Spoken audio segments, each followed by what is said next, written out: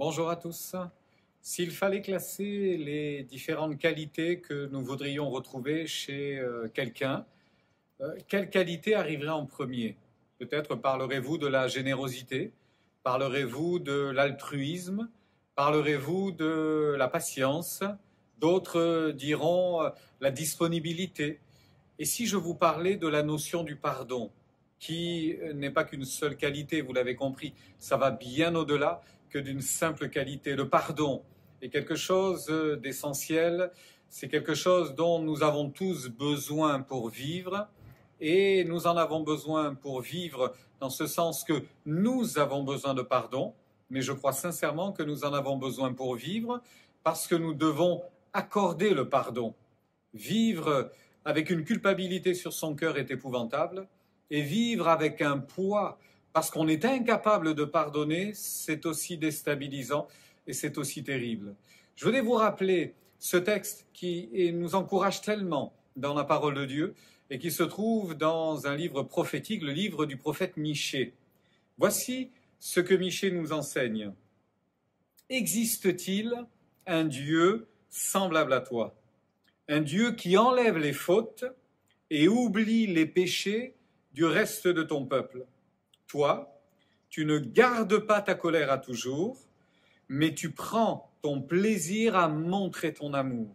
Oui, une fois encore, tu auras compassion de nous et tu mettras nos péchés sous tes pieds. Tu jetteras nos fautes au plus profond des mers. Amen. Quel Dieu est semblable à celui-là? Quel Dieu est capable d'aller aussi loin? Jésus sur la croix s'adresse à Dieu en disant « Père, pardonne-leur, ils ne savent pas ce qu'ils font ». Quand il est revenu vers Pierre, après le reniement de Pierre, Pierre m'aimes-tu? Quand il s'est approché des disciples et qu'il a lavé les pieds des disciples, il a lavé les pieds de tous les disciples. Il y avait de l'animosité chez Judas, il y avait de la colère, il y avait de la trahison en ferment, il y avait quelque chose qui était là. Dans plein d'actions, Jésus s'est montré patient, il a usé de miséricorde, lui qui sait tout. Il a été capable de ne pas entendre, de détourner le regard, de rester toujours le même.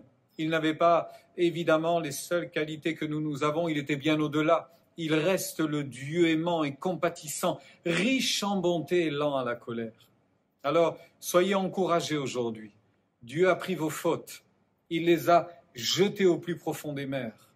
Il a décidé de vous pardonner, il a décidé de tout effacer.